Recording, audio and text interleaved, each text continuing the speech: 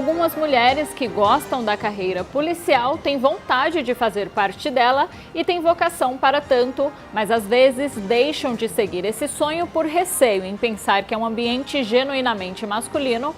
E para saber mais sobre essa carreira, hoje eu recebo a diretora da Associação dos Delegados de Polícia do Brasil, Raquel Galinatti, a presidente do Sindicato dos Delegados de Polícia do Estado de São Paulo, Jaqueline Valadares, e também a diretora do Sindicato dos Delegados de Polícia do Estado de São Paulo, Daniela Gomes Pinheiro. Meninas, sejam muito bem-vindas ao nosso programa. Tudo bem com vocês? Tudo ótimo, muito obrigada. Nós que agradecemos. Então, eu vou começar perguntando para cada uma, começando por você, Daniela, como que você resolveu ingressar, de onde surgiu essa vontade e como é fazer parte de uma carreira militar? Na verdade, a carreira de delegado de polícia é da Polícia Civil. Ah, você é civil? É. Legal.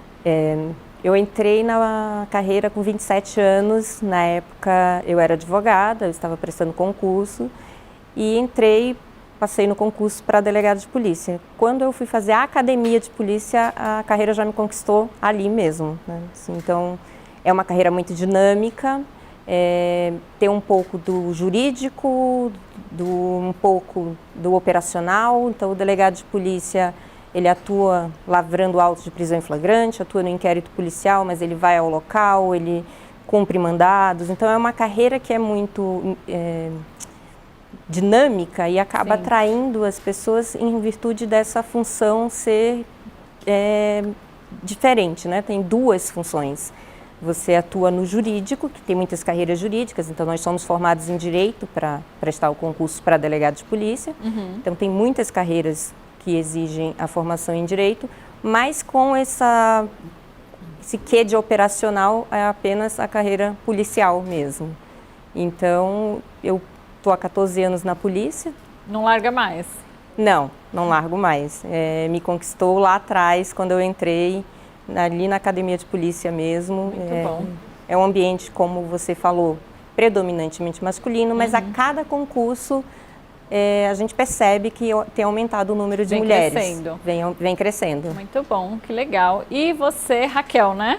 Jaqueline. Jaqueline, desculpa, gente, eu às vezes troco o nome, mas vamos lá. Jaqueline, e você? Como que você ingressou? Como que é esse dia a dia?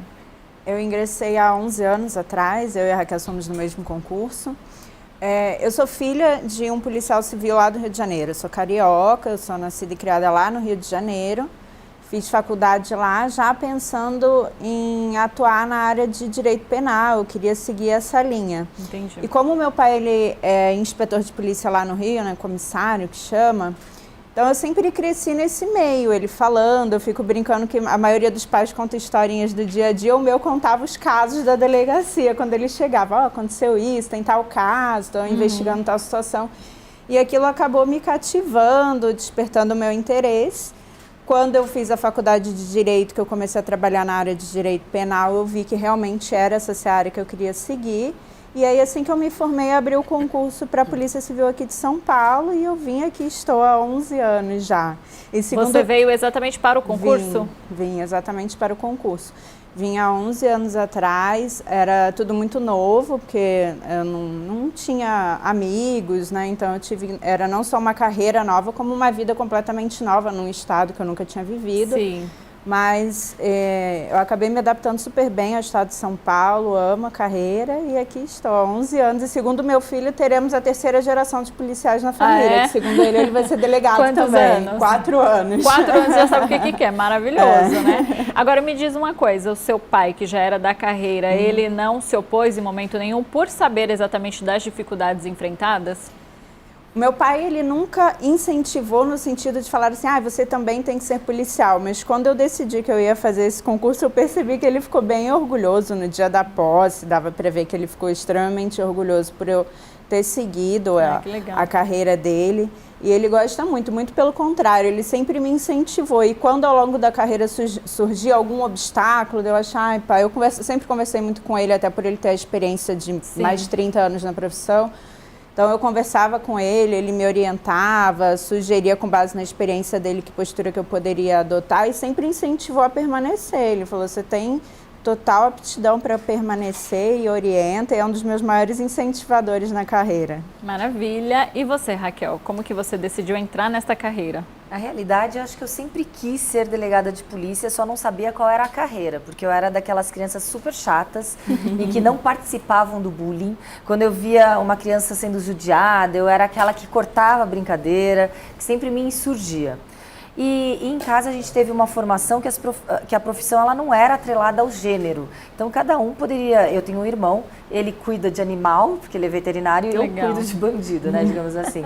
E lá em casa nós tivemos plena liberdade para escolher de acordo com a própria aptidão. Então eu fui aquela que já sabia na faculdade que eu queria ser delegada de polícia. Então era algo assim, eu quero atuar no direito societário, eu quero ser juiz ou promotor, e eu sempre respondia que eu queria ser delegada de polícia. Então eu prestei concurso para delegada de polícia no Brasil inteiro, amarguei diversas derrotas e reprovações ao longo de 5 anos que eu estudei, mas quando eu ingressei para a carreira, realmente, como a Dani falou, a Jaque, na academia de polícia eu falei, nossa, acertei, é isso mesmo.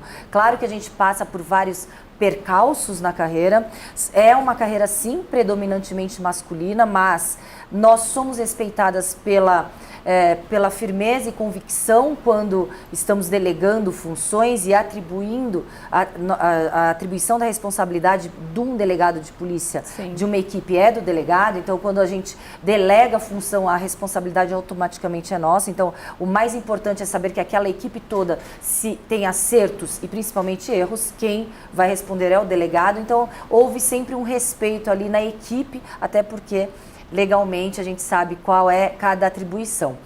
Percebi sim nuances de um machismo estrutural, mas para colegas medíocres, não como um todo, porque eu iniciei na atividade representativa como presidente do Sindicato dos Delegados e temos muito pouco delegadas de polícia na carreira. Sim. Então eu fui eleita pelos meus pares homens como presidente do Sindicato dos Delegados e hoje estou como diretora da Associação dos Delegados de Polícia do Brasil. Então quando eu falo que a gente não pode generalizar e falar que a carreira é machista, mas tem elementos medíocres que podem ter atos machistas, isso claro que tem. Sim. E realmente superar obstáculos quando tentam apequenar ou tentam deixar como insignificante uma atribuição ou uma prerrogativa por ser mulher. Mas isso é muito pouco perto de várias mulheres que abriram portas para que hoje tivéssemos 3 delegadas aqui falando da carreira com muito amor, com muita paixão.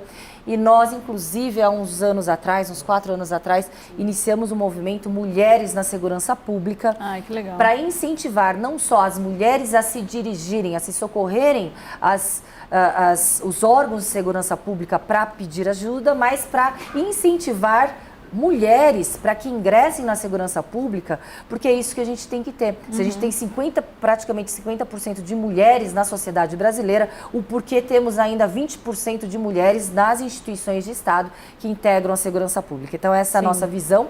A gente está aqui justamente para dizer que a profissão não tem gênero, não tem sexo, existe aptidão e nós amamos, eu amo a minha profissão e vejo que as minhas colegas amam da mesma forma. Maravilha. Como você começou a falar dessa questão do machismo dentro da sua profissão, de que forma ele acontece na prática? E depois a gente passa a palavra para as meninas. O machismo hoje, ele é velado. Acho que as pessoas já estão constrangidas de forma explícita manifestar o machismo, porque a sociedade reprova atos desta forma. Mas, por exemplo, um elogio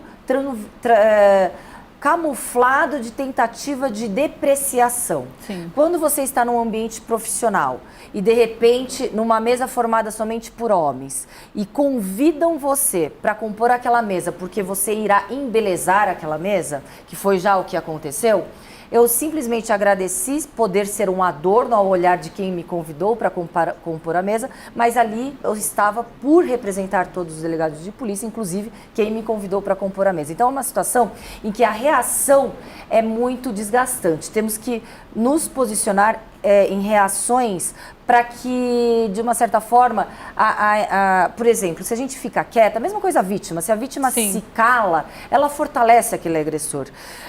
Eu não tenho problema nenhuma de ser chata, porque eu sempre fui chata desde criança, então é uma situação que a gente tem que pontuar. Cada pessoa, cada mulher, né, cada pessoa, ela tem uma forma de reagir. A minha reação sempre foi pontuar e deixar assim bem caricata a situação vivenciada. Muitas vezes essas situações elas passam despercebidas.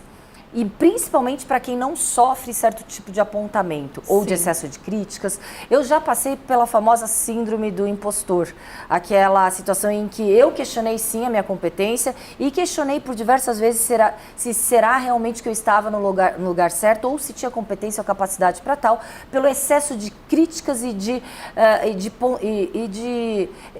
falas negativas a respeito de um ato que são maximizados ao extremo pelos erros e os acertos são realmente anulados. Mas conversando, eu vi com outras colegas que também dirigem, que também estão em papel de representatividade de todo um contexto institucional, e a gente tem a obrigação de não desistir, a obrigação de pontuar e a obrigação também de estar ali representando. E aqui eu falo que tive muitos homens, aliás, a maioria foram os homens que me auxiliaram, estiveram lado a lado para impedir atos assim de machismo estrutural. Que bom. E você, Jaqueline, você sentiu esse machismo na prática? De que forma você lidar com isso? E às vezes falando nem dos seus amigos, colegas de profissão, mas, por exemplo, do próprio bandido que vocês lidam também, né, diretamente. Na verdade, as pessoas ainda têm estereótipos relacionados aos policiais na sua cabeça. Então, um desses estereótipos é que o policial é sempre uma figura masculina. Então, é muito comum chegar na delegacia, principalmente quando eu trabalhava em delegacia comum, essas distritais de bairro que todo mundo tem perto da sua casa. Era muito comum as pessoas chegarem, nem necessariamente o investigado, o preso, mas até qualquer representante da população que fosse lá fazer um boletim de ocorrência, falar, eu quero falar com o delegado, quem é o delegado?